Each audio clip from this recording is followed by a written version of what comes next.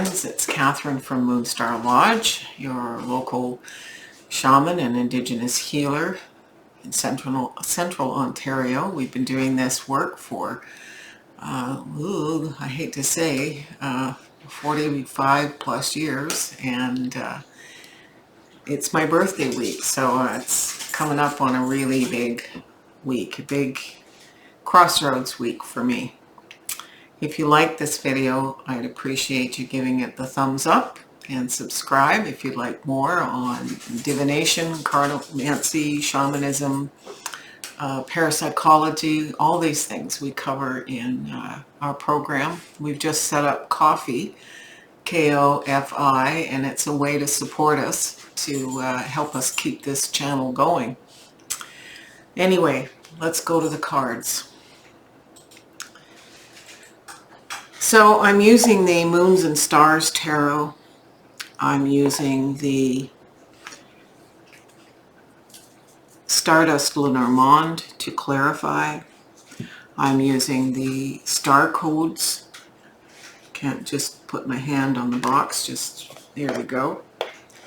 The star codes Astro Oracle. I'm using the Shaman's Dream,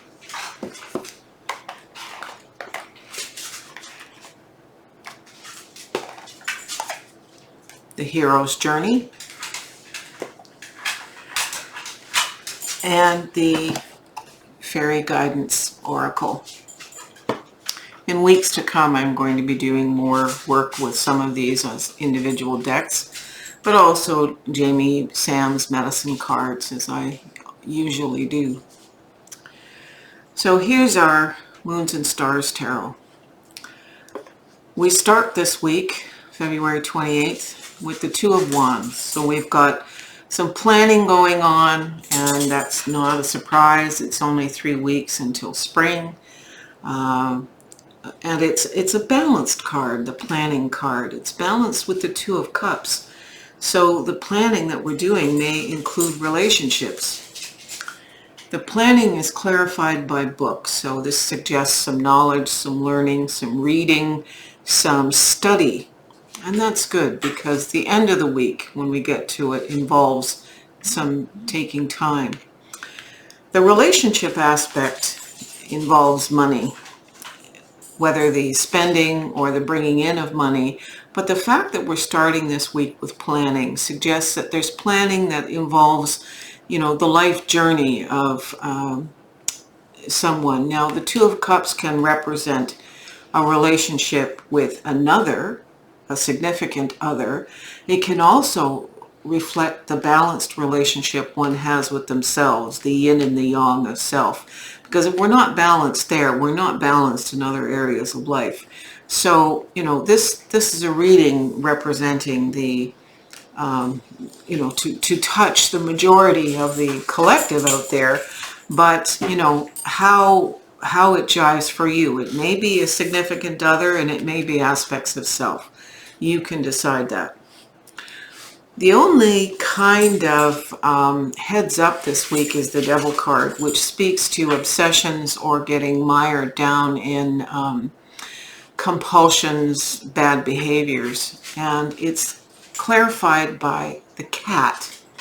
Now, the cat in this particular deck represents playful companion, feline of the night. I asked Spirit to clarify for me what this could represent, and this can represent for many people having a bad night where we get all wound up and wired up about some fairly small issue. Perhaps it's a small issue, but we get obsessive and going over and mulling it over to the point that we lose sleep. The cat, being a nocturnal animal, is meant to be called into this time.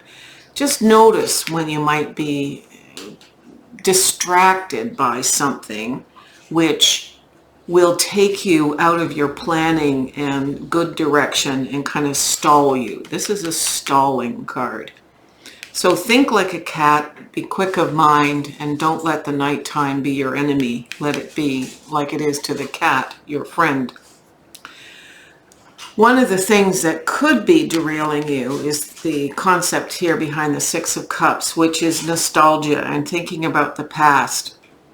Planning is about moving forward, but this is about the past. So if you're stuck on the past, bring some enlightenment. The sun is enlightening everything. It's waking up the earth at this time. It's bringing the light of spirit into it.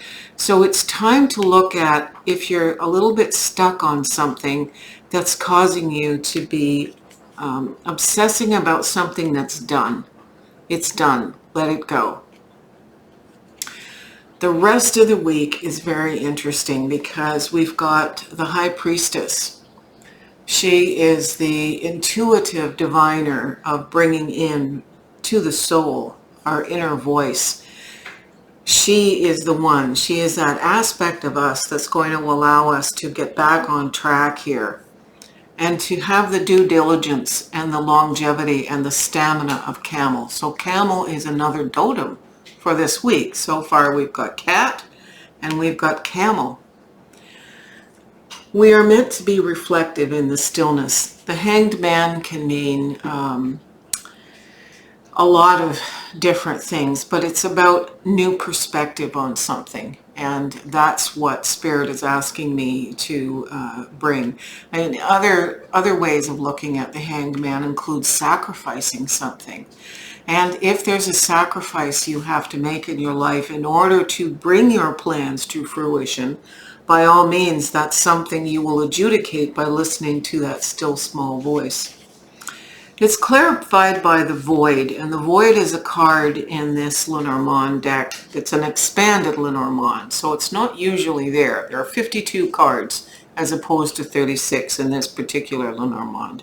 And I like it for that because it does expand into more contemporary ideas.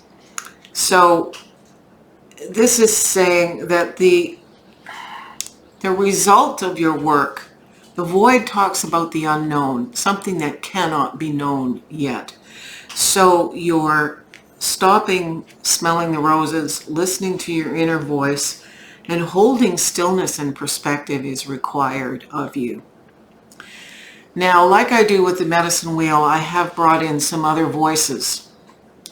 This voice, the Hero's Journey voice, is Ancestor Speak. And the card that they have brought us is a splendid torch, blaze brightly. And that, of course, is the fire element, and this is part of this planning process. So let your plans be bigger than you could imagine them to be. Do not limit by your own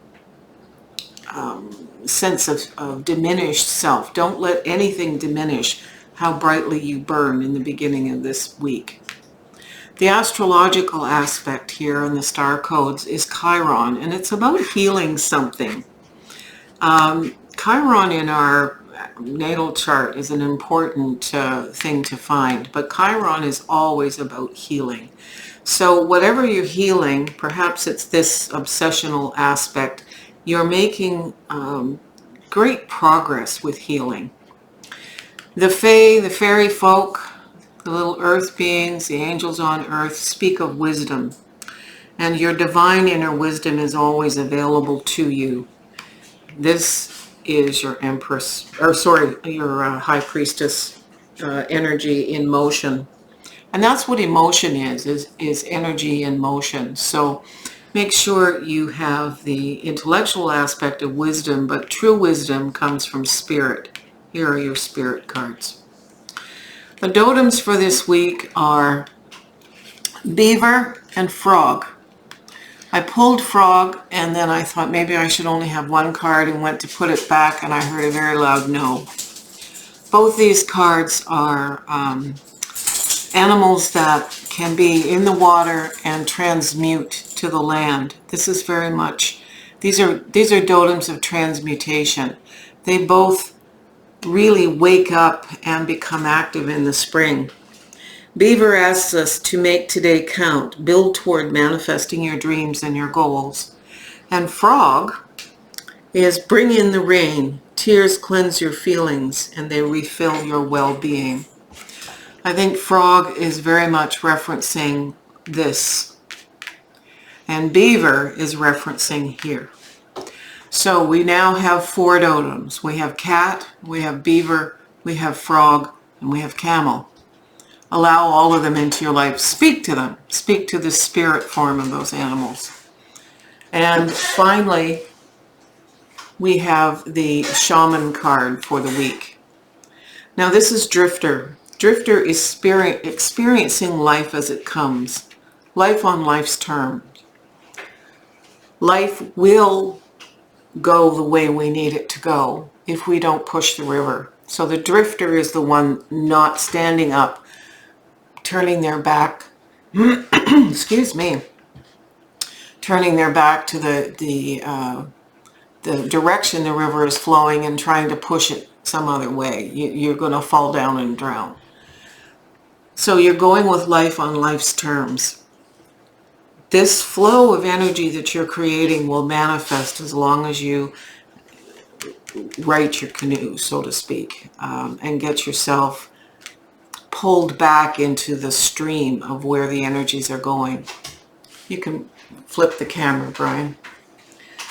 We are great manifestors. Our minds and our spirit, when we are awake, and that's an overused term, but when we are awake and conscious and mindful, so here's our mindfulness, we can manifest incredible things. And that's the concept that Jung had us look at with synchronicity.